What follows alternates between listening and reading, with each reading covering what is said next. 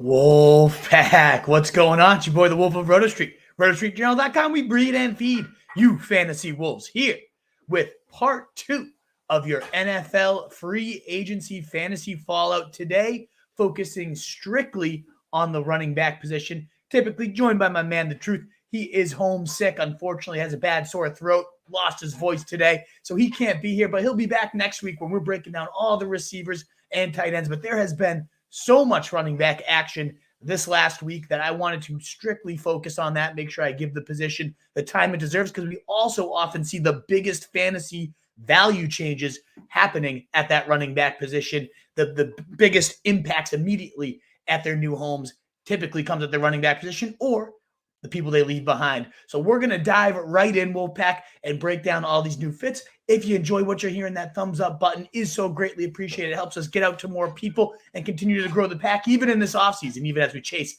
those 2023 titles. Let's waste no time because we have a bunch of running backs to break down. And I'm going to start with most of these kind of in order of importance here. Some of them will just kind of segue into each other naturally too. But I do think this is the most important running back signing. David Montgomery going to the Bears, where I believe he has legitimate 15-plus touchdown upside. Let's break it down. Let's talk about why, Wolfpack. He signs a 3-year, $18 million contract, $11 million guaranteed.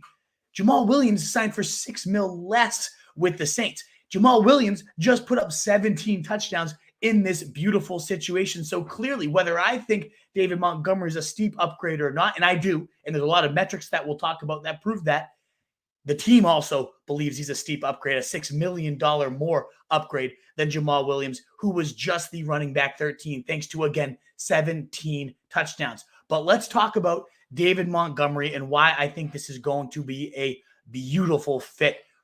One, the Lions offense is just an insane new home. They were the 5th most points last year, 26.6, 4th in total yards per game at 380. And again, that helped generate those 17 best NFL leading touchdowns for Jamal Williams on the ground.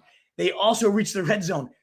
Piggybacking this, 67 of their drives last year. The only team to get to the red zone more than the Lions last year was the Chiefs with 72. So yes, there will be plentiful opportunities for Montgomery, who is a great finisher at the goal line. He hasn't been anything overly spectacular in his NFL career yet. 800 rush yards every year, though. Running back 24, running back 4. That was an insane season in 2020. Running back 21, 24. So again, nothing overly flashy, but has been the running back 19 overall since joining the lead. And the biggest metric that I really like with him, he leads the NFL since joining it in forced tackles per attempt. Highest forced missed tackles at 0.31, right tied with Nick Chubb. Pretty good company to have. So you can always remember that graphic when he first came into the NFL. The Frankenstein. He's got the vision of Saquon in the head. Crazy graphic. He hasn't quite lived up to that hype of that ESPN graphic, but he has been a solid back. And all you need to be, you don't even have to be solid, because I don't think Jamal Williams is all that good. You don't have to be solid to be a borderline RB1 in this offense, given how explosive it is and given how much better, and this is probably the biggest key here, the offensive line is. 1.84 yards allowed before contact. The Lions mauled their opponents compared to, that was the 3rd best in the league, by the way. Only the Jags and 49ers, Jags surprising there, were better on the offensive line for run blocking. We had a 10th best in 2021 as well for the line, so we continue to see them growing as an offensive line. Penny Sewell just really coming into his own. Montgomery himself said you salivate a little bit. You have 3 Pro Bowlers on that offensive line. No team has actually paid, only the Texans have paid more money to their offensive line as well than the Lions. So they know how important it is. Dan Campbell loves to pound that rock. Compare that to the Bears, who ranked 24th in yards before contact, 1.27, just abysmal. So they are this is a significant upgrade as an overall offense, as an offensive line, overall environment. Of course, DeAndre Swift is still here, so that's going to cap the receiving ceiling for David Montgomery, but he's a good protector. And can Swift ever stay healthy? The coach, we talked about this last podcast, has hinted at all offseason, Dan Campbell, that they want to lessen the role of DeAndre Swift to keep him healthy, to keep him in a more explosive role. So yes, it's not going to ever be a featured back role for Montgomery unless, again, Swift the typical injury imp comes and gets him. But until then, he's still going to have that lead running back role, and especially at the stripe, creating immense, again, 15 plus touchdowns easily within David Montgomery's range of outcomes, rocking him up to 46 overall, my top 50 on my big board, running back 15 for me as well.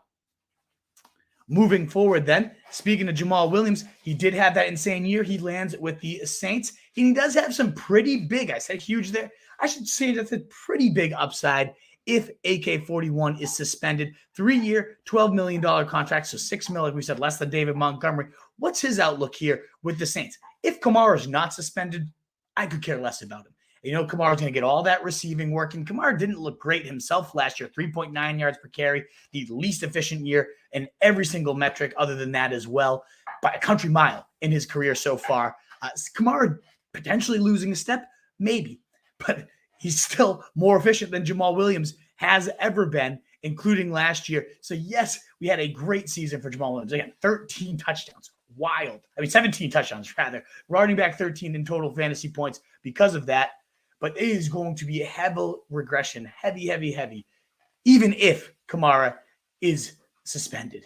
And if Kamara is not suspended, this is just going to be a brutal situation. This is a bottom 10 team in rushing, overall scoring last year. Since losing Drew Brees and Champagne, they have just been kind of spinning their tires. Plus, you got Taysom Hill at the goal line, who's going to be now competing with Jamal Williams as well. This was PFF's 29th ranked line. They have just plummeted in recent years here, New Orleans has. So, yes, we've got a 3-down skill set here for Jamal Williams. He's got 25-plus receptions in all 5 seasons until this last year when we had DeAndre Swift just taking over completely.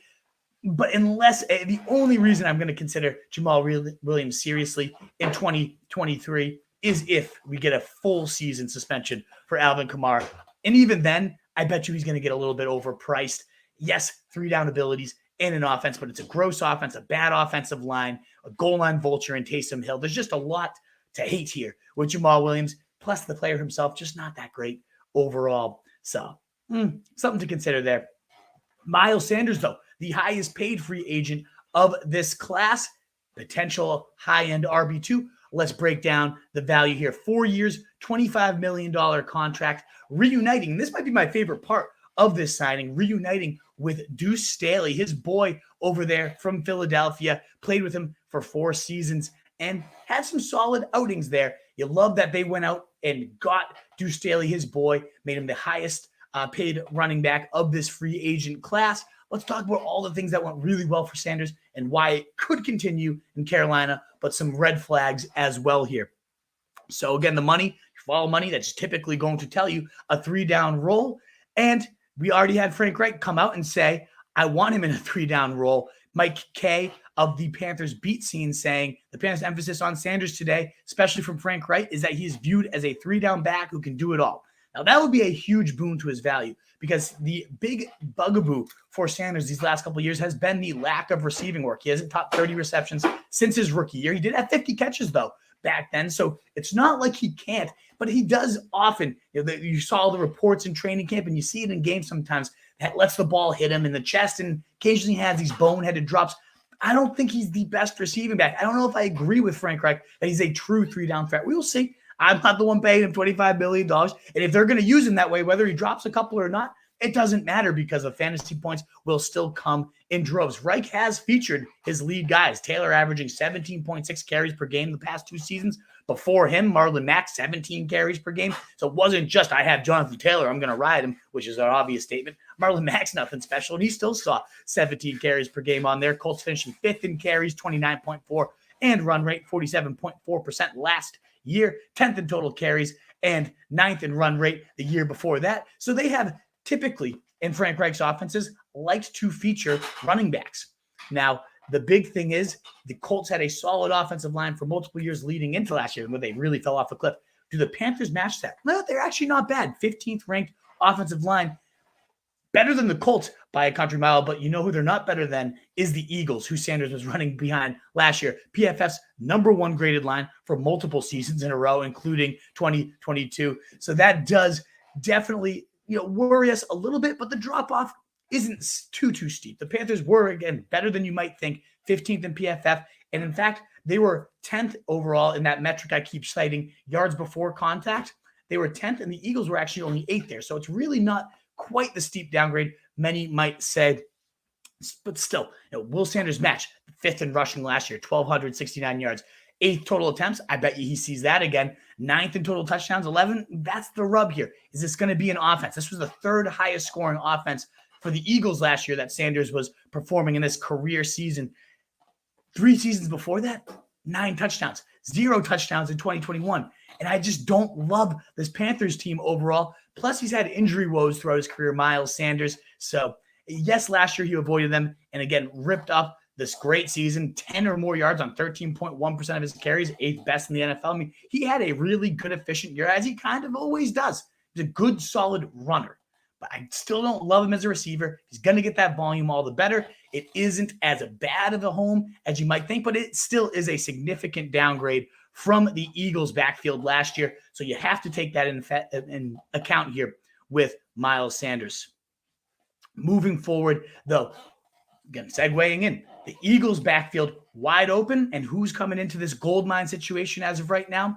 Rashad Penny. 1 year, $1.35 million deal. And Rashad Penny, speaking of efficiency, the running back one to close out 2021, Rashad Penny, led the NFL in rushing those final 5 games. 92 carries, 671 yards, and 6 touchdowns over his last 5 games. 4 of those games had 130-plus rushing yards. Was insane. If you had Rashad Penny that year, you probably won your title. And he looked pretty damn good to start this year, Rashad Penny, with weeks 1 through 5, leading all running backs in yards after contact, 4.05 yards after contact per carry. Ultimately, he gets hurt, and that's really the risk here. That is brutal. But if he somehow stays healthy, this is, again, the 3rd highest scoring offense, the best line in the league. We just saw Miles Sanders finish as the running back 15, and it's not that much better than Rashad Penny overall as a player if Penny is healthy by any metric, efficiency-wise, production-wise, when on the field. Penny's just as good, if not better, than Miles Sanders. So running back 15, easily within his range of outcomes if he stays healthy. But that is one of the big major risks here. And the bigger one, in my opinion, the Eagles continue to get linked to Bijan Robinson. They have the 10th overall pick. So I imagine Bijan is going to be going there. He's going to be a top 3 fantasy running back. Penny will be nothing more than his water caddy at that point. So we will see if that ends up getting avoided. Because if that's the case, I'm going to have to bump Rashad Penny probably right around my top 60, maybe even top 50, given how good this offense and offensive line are. But until we get through the draft, I'm not going overly hardcore on Rashad Penny or any Eagles backs until I know what rookie, if any, will be joining them. And you got to imagine that's going to be added. So when I'm drafting on these early underdog drafts and Penny's shooting up into like the 80s, 90s, that's very viable if no one's added. I'm not touching him right now, though, because I do have a belief in that. And speaking of that, you can see that bottom banner there. Underdog is one of our favorite sponsors, favorite partners. If you haven't checked them out, go check out Underdog Best Ball Fantasy. Use code RSJ for up to $100 match. Playing in the big board drafts right now. $10 for a shot at $200K for first place, over $1 million in prizes. I've been drafting them. We'll definitely be doing some drafts with the truth coming up in the near future, so you can see how I'm attacking them. But I think there are some glaring values right now. So get on in that early action. If you haven't already, take advantage of it. Get ahead of everything. If you're watching the stream, it means you're a nut and you love fantasy. So get on in there. If you haven't already, maximize that knowledge. Get ahead of the crowd. Underdog Fantasy, code RSJ, or link in the description here, ladies and gentlemen. Now, the next guy I have to talk about, perhaps the first running back you're going to draft amidst this list here, is you guys probably know it because I have all I love here. I'm just finding him in my notes here. Oh, man. It's none other than Mr. Tony Pollard. Going to the absolute moon here. Ezekiel Elliott released. Tony Pollard is going to smash. Unlimited ceiling, top 5, well within his range of outcomes. Let's break it down. How damn good has he been without Ezekiel Elliott? Only 3 games. Tony Pollard averages 28.9 fantasy points per game in those 3 contests that he has played without Zeke. His pace would be 1,785 yards in addition to 521 receiving yards, so over 2,200 total yards from scrimmage, as well as 2 rushing touchdowns per game, 34 touchdown pace on the season. I mean, come on.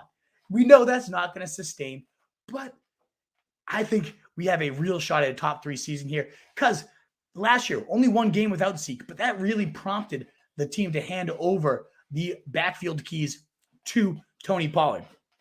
And from week 8 onward, he scored 246 fantasy points on on the season rather. He scored 246 fantasy points on only 242 opportunities. We already know he is that insanely efficient. The 7th most fantasy points in the league on the 19th most opportunities. He's always been insane. He's actually only one of 9 running backs that average more than 1 fantasy point per opportunity. And the only ones ahead of him, Breece Hall, DeAndre Swift, Austin Eckler. Just insane efficiency. But looking at that stretch when the keys were handed over to him, weeks 8 through 14, his averages, 258 attempts, 1,470 yards, 20 touchdowns over that span once he truly took over. Now, that's the ceiling. There are definitely some roadblocks here, so I can't ignore them. One, the fact that he broke his fibula last year. He is expected back for camp. He's ready to be, ready to go. This is a little bit less concerning than your typical, knee tear, something that you have to rehab, strengthen the muscles around it. It just has to heal,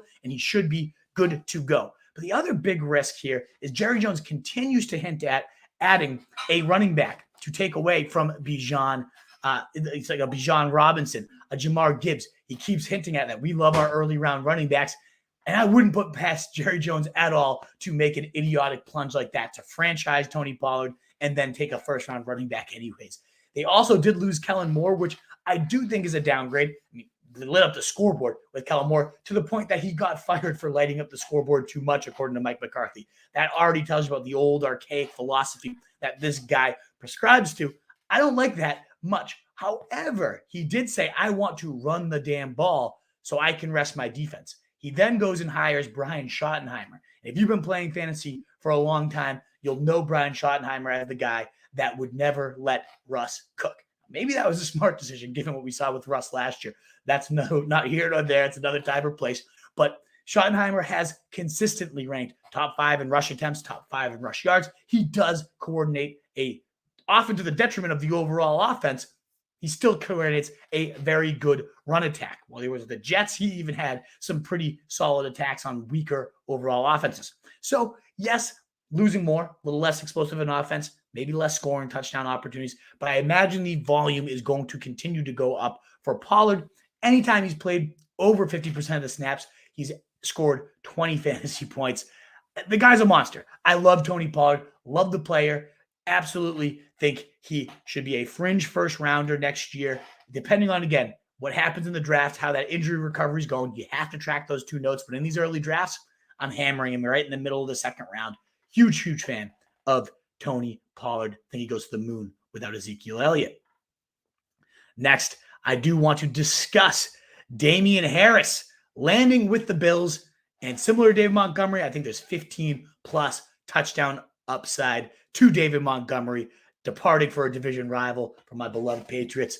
Let's break him down. Let's talk about why David Montgomery's ceiling is so high here. Well, one, they continue to talk all offseason. We need a big back. We're going to add somebody, whether it was Zeke, Leonard Fournette was rumored to be interested there. But Damien Harris is the one they decide on, and I am so happy for his fantasy sake that it's him, so much more efficient than either of those 2 fatter slugs that I just mentioned ahead of him. Harris is just 1 season removed from 15 total touchdowns. That was his career best in 2021, 929 yards, 202 carries. Just insane. Since entering the league, he averages 4.7 yards per attempt. He's been a highly efficient guy over his 3 seasons. He only has 40 career receptions, but honestly, his average is solid 1.1 yards per route on his limited opportunities. Belichick talked a lot when he drafted him about the 3-down skill set. I like Harris. I think he's a solid receiver. Ramondre was just flat out better. They also had James Wright and Bolden and other guys to ultimately chip away the receiving work. But I do think there is an untapped ceiling here with the receiving.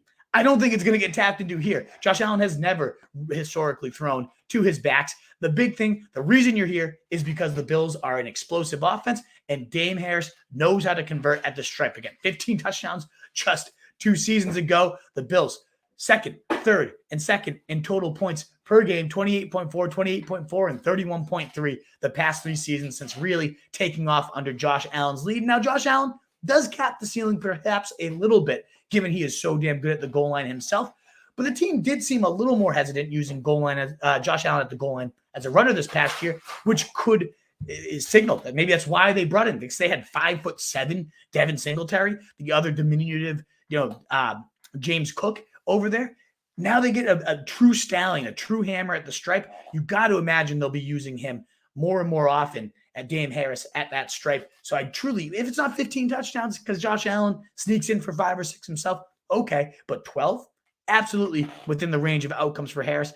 It does obviously take a little bit away from James Cook, who I am a big fan of. We talked about him last podcast. Bean is excited about what he can do, looking forward to what he can do with an expanded role with more touches. He only had 4 games with double-digit carries last year, and 2 of them, he had 16 points. He averaged nearly over 12 fantasy points per game in those 4 games with double-digit carries or more. So James Cook, love the player, love his vision. He has, Dalvin Cook, his older brother, has a lot of the similar traits to him, and he could be really solid. But now that we know the touchdown upside, whether it's Josh Allen or now Damien Harris, that's going to be kind of ripped from him. And he is a good receiving back, but like I said, they don't really throw to their receiving backs much, and maybe Hines gets more involved. So we're looking at trapped in between the 20s purgatory and one of the league's pass-happiest offense for James Cook.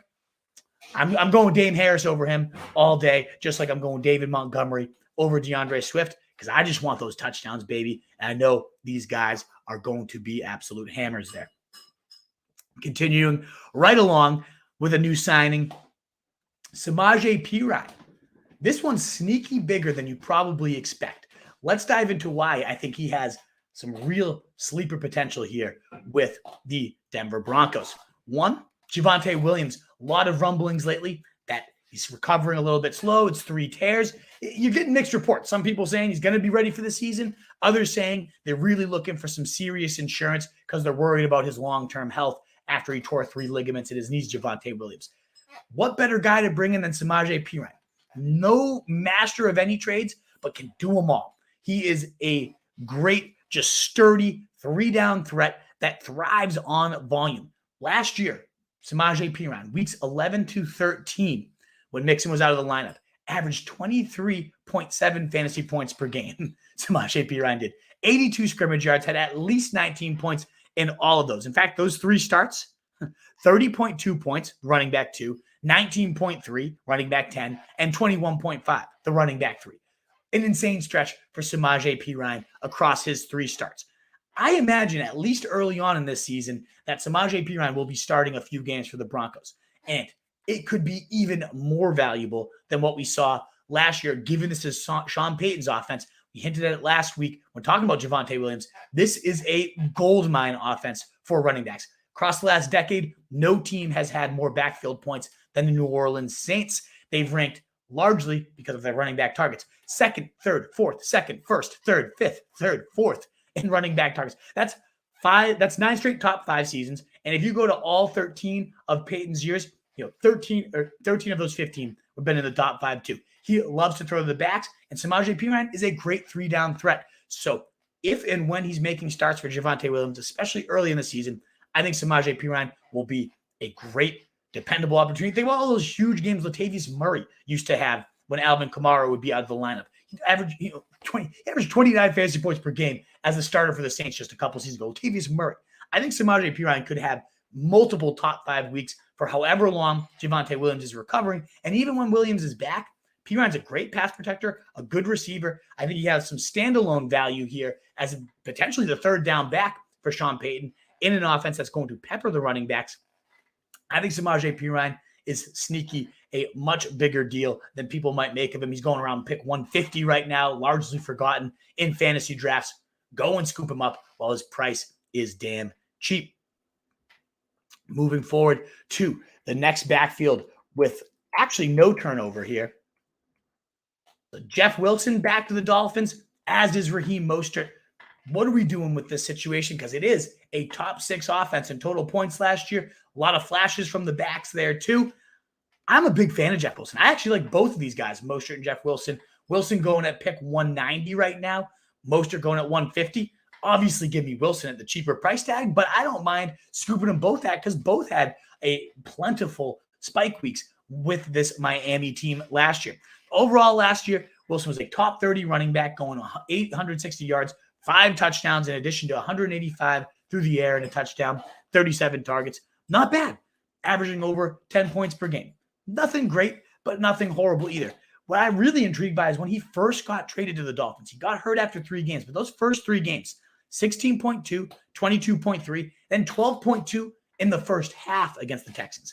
He then gets hurt, cramps up, doesn't see much work in the next week, and then Mostert kind of comes in and it becomes an ugly committee, and maybe that's what we see all year. But he did outscore Mostert in well over half the games they played together in the Miami backfield. It did seem like they wanted Mike McDaniels, Jeff Wilson to take over that backfield as a lead guy. He certainly has more experience carrying the load, staying healthy. Mostert's a walking sheet of glass at this point. We've seen it time and time again, him break down. He was the running back 26, so he did outscore Jeff Wilson. Mostert did. And he had plenty of spike weeks himself, even with Mostert on the team at 23.1, 16.6, 18.7 after he kind of took that backfield reins back from him. It could be a frustrating situation that could constantly be nibbling each other's cheese. But when you get an offense that's this good overall at scoring, vastly improved offensive line last year with Tyron Armstead added. Hopefully they continue to beef it up through the draft the rest of this offseason. Both guys going beyond round 15. I mean, you cannot find running backs in this explosive of the offense projected to see 10 to 15 carries each and every week. I love it. Give me these guys all day at their price tags. I think unless they add somebody through the draft, which could, of course, happen. But I love Mike McDaniels, love his run scheme, especially love how explosive this pass attack is. So plenty of touchdown opportunities. So give me Jeff Wilson all day at pick 195. I'll have him in every draft, but I'm also not avoiding Mostert a few picks earlier. Pick 170 right now at his price tag. Both guys, phenomenal buys right now out of the Miami backfield. Another guy that could have some huge value spikes. This is a guy I'm definitely targeting right now in these early best ball drafts because who knows what happens the rest of this offseason.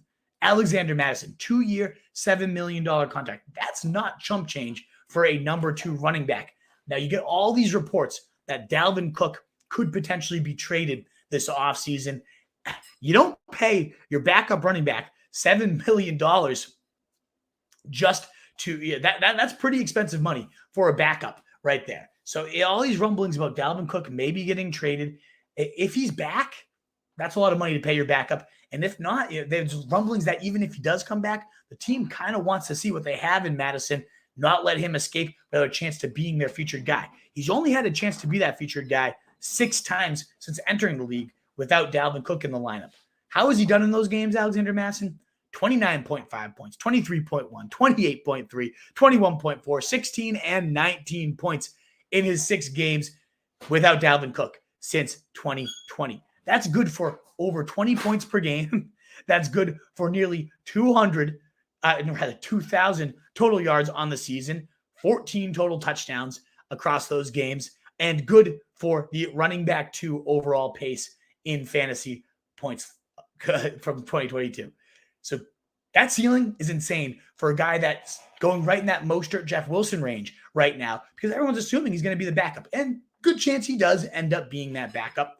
But if Cook's traded, if and when Cook goes down, because he's missed time in every single professional season so far, averaging roughly 3 missed games per season, whether it's a handcuff with the utmost upside or whether he truly gets that lead back role entering 2023 because of a trade, because of anything less crazy. They just want to turn the reins over to him.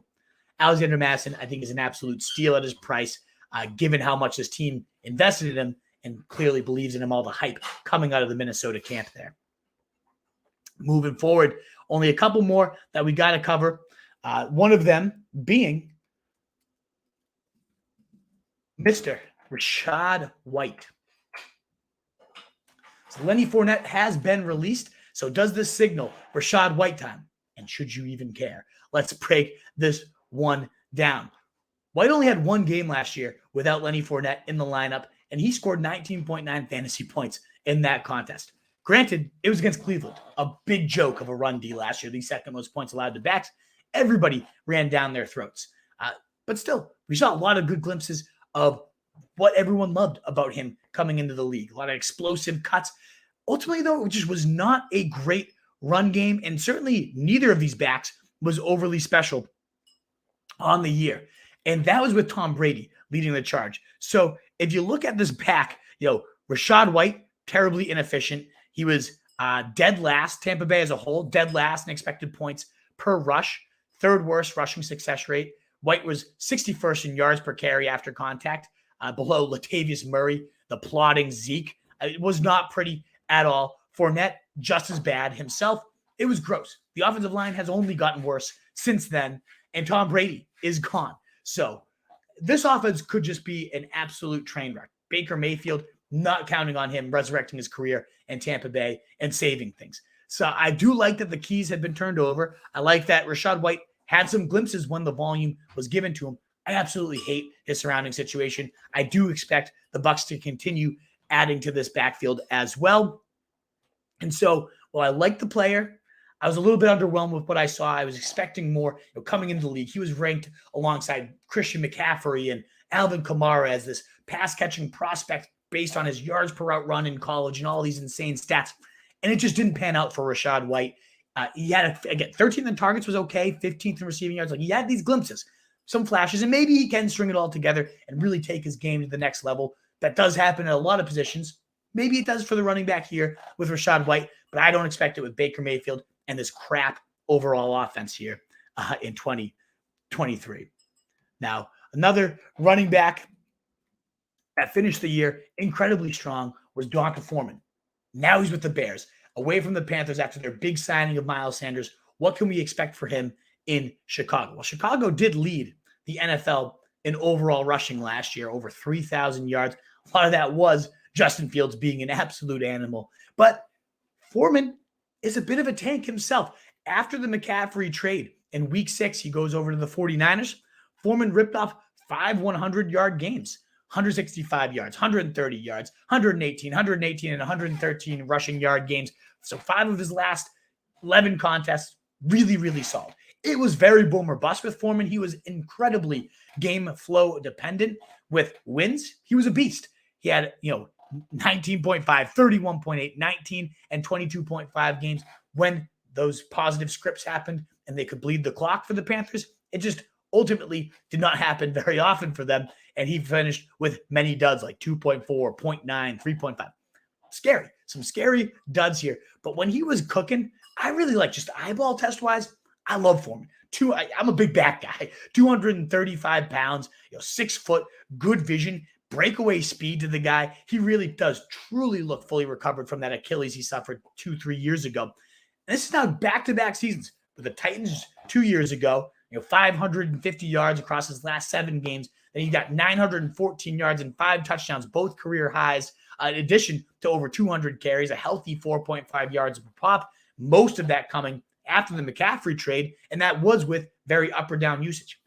There is Khalil Herbert here, and I do think Khalil Herbert's the better player. I think he's the back I absolutely prefer in fantasy, but this puts a huge thorn in his side. As soon as Montgomery is gone, a lot of people, Herbert, running back one time, baby, let's go. And I totally understand that hype. In the 5 games without David Montgomery, he averages 13 fantasy points per game, and 3 of those 5 games, 30.9, 19.2, and 18.3. I mean, those are absolute monster performances. The ceiling with Herbert is huge. Very explosive talent. Love that player. Still prefer him to Foreman. But if Foreman wasn't here, I would be probably drafting Khalil Herbert right around David Montgomery in the top 50 right now. Unfortunately, I do think Foreman, at minimum, is a goal line thorn in the side of Khalil Herbert. The big back, the huge body. He's going to eat in that area. And Foreman himself says, I'm here to be the guy. I can't speak for what the coaches and the plan they have, but I'm confident and I think I can be the guy. And I wouldn't be shocked if that ends up happening. As much as I just raved about Khalil Herbert, I really also do like D'Onta Foreman. We also know Justin Fields is going to be scoring plenty of rushing touchdowns of his own here in Chicago. So something to consider. Definitely, again, Foreman's going pick 150. A lot of these guys we're getting into now. I do prefer Samaje Perine, some of these other names we talked about earlier, but Foreman, another guy to add to that list of guys in your late rounds for the running back position. Last two notes for running backs, and then any questions you guys have. You got keepers, you got dynasty related. I see there's like 6-7 questions in there. Fire away, Wolfpack. Let me know how I can help you out. I'm happy to answer anything right now. You need some relationship advice, whatever you need. The Wolf is here for you. 2 real quick notes. Hit that mailbag, and then like I said, next week we'll be back to recap all the receivers and tight ends and break that goodness down for you. But 2 last quick notes. Devin Singletary, formerly of the Bills, now with the Texans.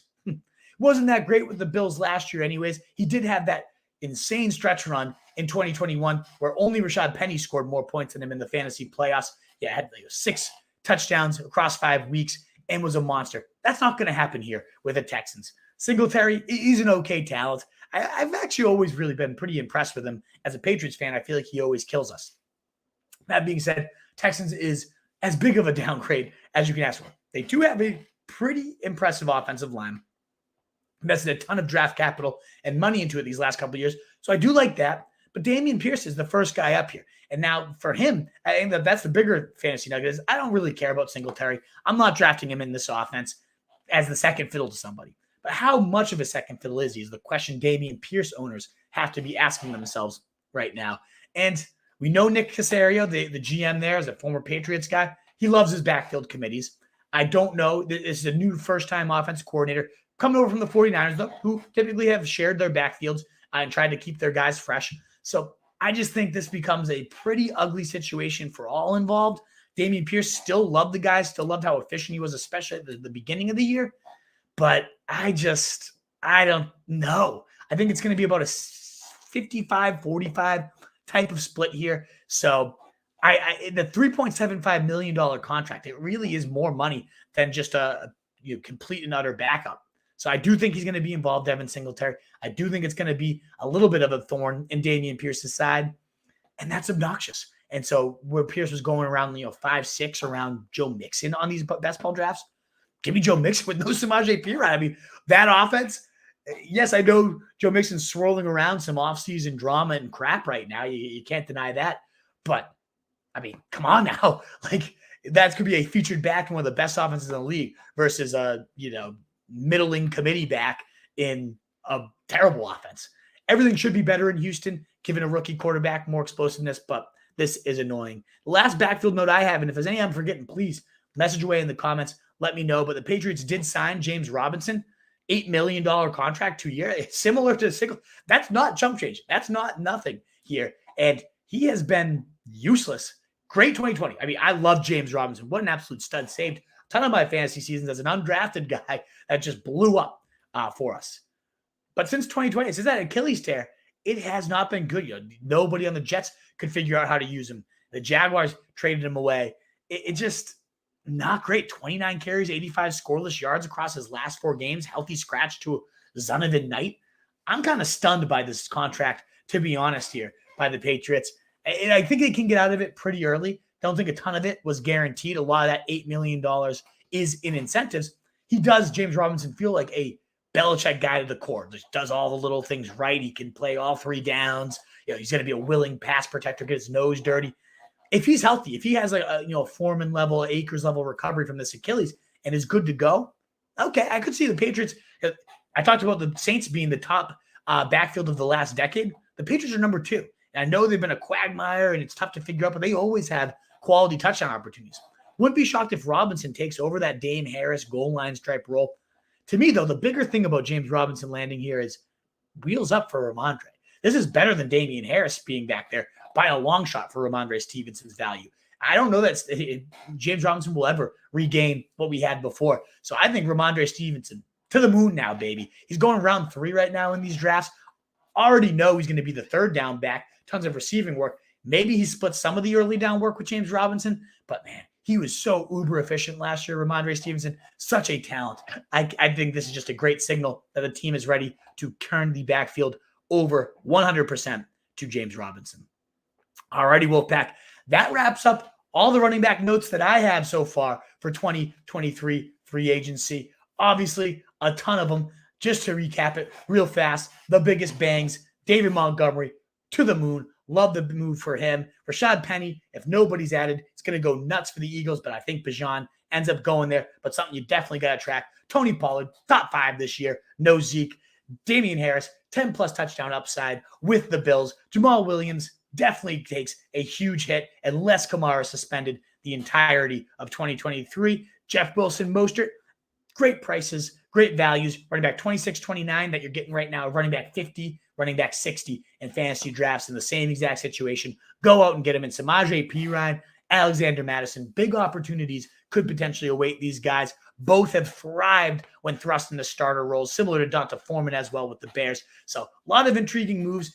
I don't know, again, what I think about Rachaad White and these Bucks. Got to see what kind of moves continue forward here. But that's just a 1-minute summary of everything.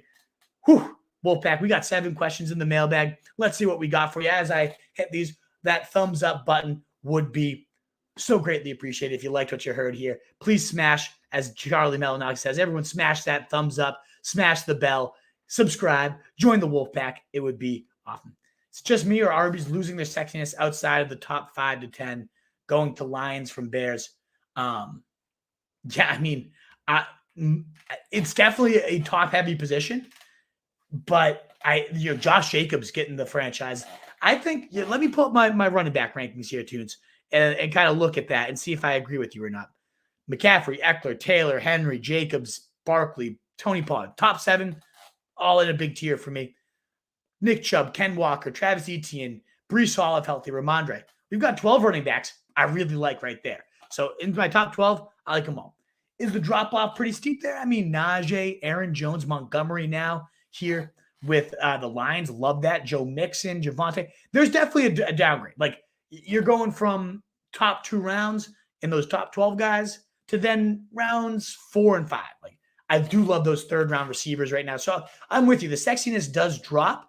But, I mean, you're looking at J.K. Dobbins, Javonte Williams if he gets himself healthy. I really like James Conner's price tag going at pick 90 right now. He's the top 10 running back back-to-back years, and nobody wants him right now. So, yes, it drops. And then once you get, like, to that tier, it's like, Akers, maybe. Pacheco, maybe. Dameon Pierce now, who knows? So I have a little bit of readjusting to do with a few of those people, Brian Robinson. So there is a pretty big drop-off. That's why, as much as I want to go back to the receiver bin, running back. If you can get 2 studs right at that position and they stay healthy, you're in gold. What's up, Bulldog? Great to see some of the classics here. Jamal Williams at top. No, I mean, you heard me. Maybe you missed it. You can always rewind and catch the beginning, David. But no, honestly, even if Kamara is suspended the entire year, I just don't think Williams is that good. I think the Saints suck. So, no, I'm not a big Jamal Williams fan at all. And that's if Kamara's gone. Now, if Kamara's there, like, I like him even less. No receiving work. Taysom Hill vulturing the goal line. 29th ranked offensive line from PFF. Bottom 10 offense last year. I want nothing to do with Jamal Williams unless Kamara's gone and the price is right, which I don't expect it to be. If people are considering him a top 3 and 4 one. Wolf in that Jeff Wilson body pillow, baby. You know the deal, David Campanelli. Absolutely. Mondo's a stud buying if anyone's selling. Absolutely, Mondo. If anyone's selling, James Robinson makes you nervous. You got to get yourself checked. Like that should be getting you excited. That's the only competition they brought in here. Austin, what's going on, my man? Go Lions. Your boy David Montgomery. I'm telling you, he's going to score 15 or more touchdowns this year. Big fan of that move there. Lions, that division's wide open. Lions are taking that division. I bet you they're going on a little run. Love Dan Campbell. Love what he's built there. I love the Lions too. That's my NFC team right there.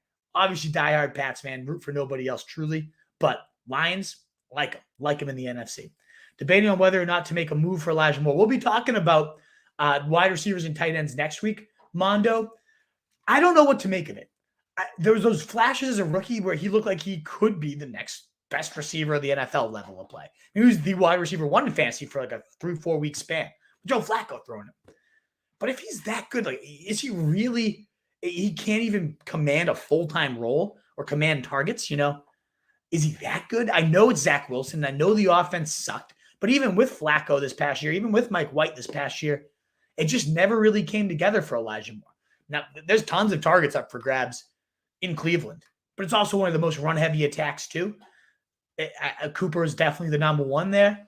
I don't know. It really comes down to what the price would be for Moore. I think whoever has him probably values him more than maybe they should. So I wanted to be a big Elijah Moore truther, and he never has really done it for me. So I'm out myself unless the price is real cheap. Where would you draft Justin Fields in 1 QB right now, Bulldog? I'll tell you this, I love him. I think he is one of the best QB values because to me, I talked about him on last week's show. If you haven't seen that, there's a clip on the YouTube page. Hit that subscribe bell. Get on in there. But there's a clip on there. I broke it down. He's this year's Jalen Hurts. It's too easy of a comparison, but I mean, what's not to love? Rushing upside more than any other QB in the league. He would have broken Lamar's record this year had he stayed healthy. We already knew that. Now you get DJ Moore. I respect DJ Moore, maybe not to the level of Stephon Diggs and A.J. Brown, but he's a wide receiver one. Like, he's a true wide receiver one.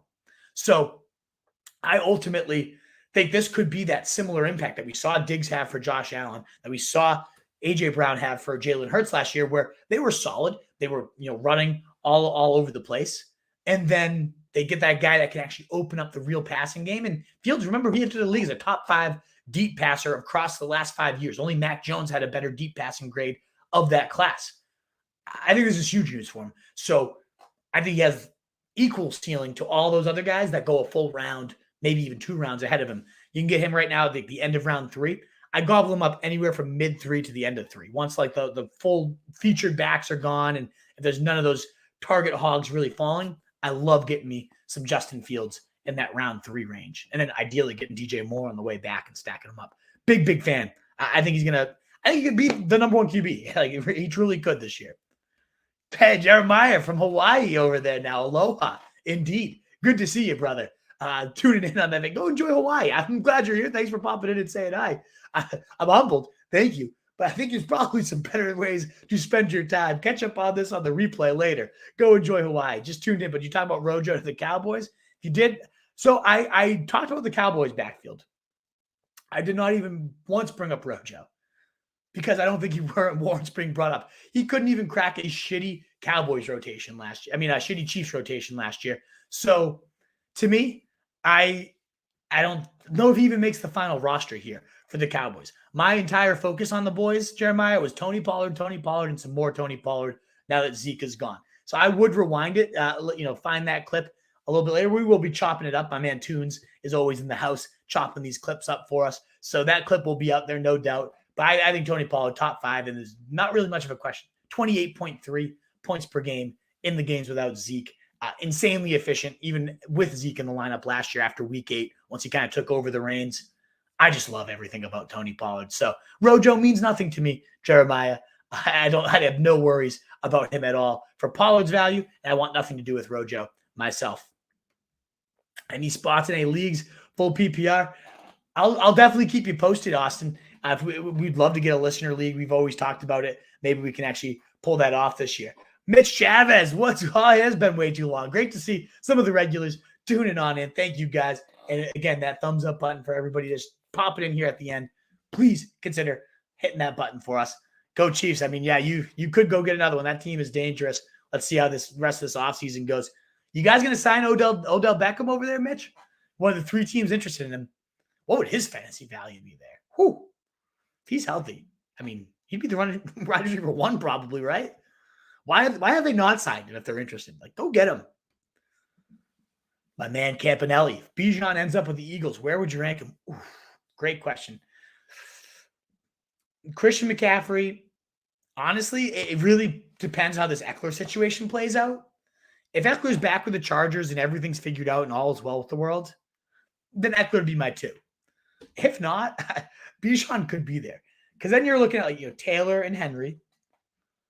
If you're drafting Bijan Robinson at 10, you're saying, this is our featured back. If you're drafting Bijan Robinson in general, why wouldn't you? You'd be an idiot to not make him your featured back. And then you put him in the 3rd highest scoring offense last year behind the best offensive line in the NFL. It would remind me a lot, Campanelli, of Saquon when he was a rookie. And it was just like, is there any reason to not take this guy in your top 6? And then he panned out. Yeah, I was ranking him. That was one of our earliest seasons. And he was in my top 6. And most people were ranking him at the tail end of round 1. I was just saying, go get him. Like, what's not to love here? And that's exactly what it would be with Bijan with the Eagles. Like, I think he'd be my 2nd overall back. I mean, he threatened McCaffrey, honestly. He really would, which is nuts. But yeah, he would be top 3 running back, maybe number 2. I'd have him above Taylor. I'd have him probably above Eckler with all this other risk going on. Justin Jefferson maybe ahead of him, and that's about it. I mean, yeah, I want some Bijan, baby. It would be ridiculous there. So, yeah, Jeremiah, we did talk about the injury. It's a little bit of a concern, but it's less concerning than a ligament, than something you have to rehab and strengthen. It's just got to get better. You just got to just heal. So it's a different injury in that sense. All the early prognosis is that he's going to make a full recovery. You're expected to be back likely for training camp, certainly by week 1. Something you got to monitor. You can't see the future, don't know exactly when he'll be back. But as of right now, I'm not concerned with the injury. I'm more concerned with actually the fact that Jerry Jones keeps saying he wants to add a round 1 running back. I wouldn't be surprised if they had Bijan and then Tony Pollard. That would be a big concern. So we'll see there. We spent a few hours. Oh, nice. Everybody's napping. Truls. I love to hear it, man. I've never been to Hawaii. That sounds lovely, Jeremiah. I hope you're having an absolute blast there. I appreciate you popping in and tuning in even on a great vacation. Good way to wake out of your nap is to chat some ball. Why not, right? Mitch, I'm with you. I'd rather have D-Hop too than Odell Beckham. Absolutely. But are they going to give up what they need to? But will the Cardinals even do that? I mean, that would be insane. Yes, I would 100%. My God, it's absolutely accurate what he would do with Mahomes. So, yes, I would rather have D-Hop too. I'm just saying from the fact that you could go get Odell regardless of whatever happens. You can go get D-Hop and Odell. So, but yes, I'm with you. Give me D-Hop all day. Yes, you should be absolutely stoked. I have Pollard on my dynasty team too, and I am through the roof right now, Jeremiah. Again, let's make sure who's added to this backfield and how's the injury progressing. But if both those boxes are checked the way we want them checked, there's no reason he shouldn't be top 5. Right now, I have him at running back 7 behind Barkley, Jacobs, Henry, Taylor, Eckler, and McCaffrey just because of these small question marks. They're answered the right way. I could bump him ahead of Henry and be my running back 3, 4. That's how much I love my man Pollard. Well, awesome, guys. It was so fun talking to some of you regulars. Thank you again so much for being here. On your way out, that thumbs up button would be so greatly appreciated. All of our content's at rotostreetjournal.com. Your writers are all waking up these days, getting a bunch of these free agent articles. I was reading a bunch of them to get caught up and get some notes today for my show. We're killing it. Go back, check out the site. It's actually a new layout right now, too. So those of you who have been slack and haven't seen the new layout, check that out. Profiles are in the works. Everything's coming up RSJ right now. That's why I've been a little bit missing is I'm doing a lot of the behind the scenes, working with the devs, trying to kind of take the time to breathe and get the new site launched. But obviously with all this news coming out, your boy has to get live, chat with you. Should be back with your boy, The Truth, next week to go through all these receivers and tight ends and recap it all. But pumped to do these running backs with you. Thanks again so much. Again, you enjoy the show, that thumbs up on your way out. Some comments and questions in there. Be happy to answer them all on the YouTube. I'll check for all any comments and questions there. So until then, in a world full of fancy sheep, guys, be the wolf. Later.